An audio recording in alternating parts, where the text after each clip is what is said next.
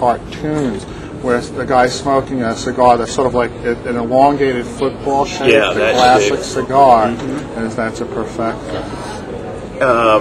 Then you have a torpedo, which was what this was until I started smoking it, which is it's pointed at one side, and and at the end it's just flat, like a pyramid, like a triangle, similar to the pyramid.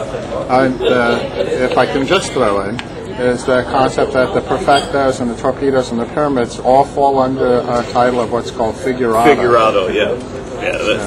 Or a double figurado, which has two. Their both ends are pointed, like you say, like the football. Yeah. The torpedo is the pyramid shape. Now, storage. Cigars are made in a very mild climate all the time. So they're cured in a mild climate. They're rolled in a mild climate, which means that the humidity is constant and your temperature is constant. If you want to have cigars, it's important that you have a storage idea in mind, and of course, it has to have humidity and temperature control. Some people say temperature is not an important part. It's an important part because in rolling cigars and such, you have inherent is the tobacco beetle, and sometimes it gets into the tobacco. If you have your cigars and they're stored and the temperature gets like 80 degrees or over, they can hatch out, and they'll bore right through the cigar and turn it into a pile of sawdust, and that's a problem.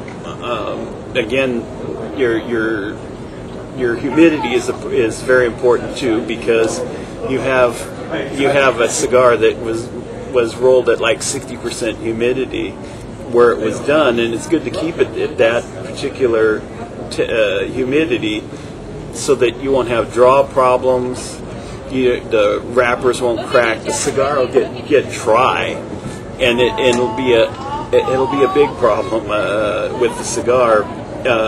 One thing, George Washington brought like 200 cigars to this country back in the 1700s, and he had them in a humidor that was made, and it was too humid, and the temperature was way too cold, and he just lost that whole thing because they grew mold on them, and he couldn't use them. So that was a case in point of you need storage, and this here says get a humidor. I'm not gonna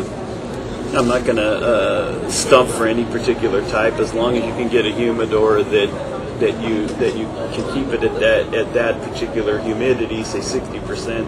I like to keep them drier so that they burn easier and draw easier. So 60% is good, but if you'll get some of your Cuban cigars in the box, it'll say keep it between 65 and 70 or something like that. As long as you know what you're doing, you can kind of fool with it. If I may interject, is the English tend to keep the cigars a little bit drier than I agree with American. them. So 60 to 65 would be considered the style that the English tend to use, and then Americans tend to like a little bit wetter cigar. So that's not this American. yeah, well, no, it's as a general trend. But also the thing is that in the setup is if a cigar is too dry for too long, though, it's eventually and also the oils themselves may evaporate out, and then you'll lose a lot of the flavor there. Exactly. But not at 60%, right? Not at 60%. No, because your oil is maintained at that particular point, and your oilier cigars will have a better flavor, like he's mentioning. Some of them are so oily that when they're burning, you can like see across where the burn, the oil coming out of it. Yeah, usually is if it's an oily cigar, there's a type of sheen that you'll see actually on the wrapper. Yeah, you can have a very dry wrapper. You could have a really silky looking wrapper that's smooth and oily. This mentions the Tupper door that was a big thing during the cigar boom in the 1990s. Tupperware actually made a humidor, which isn't a very good idea.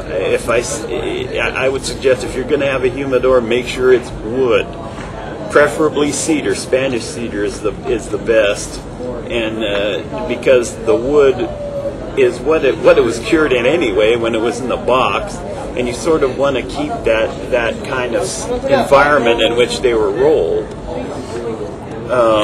Let's see here. I can go.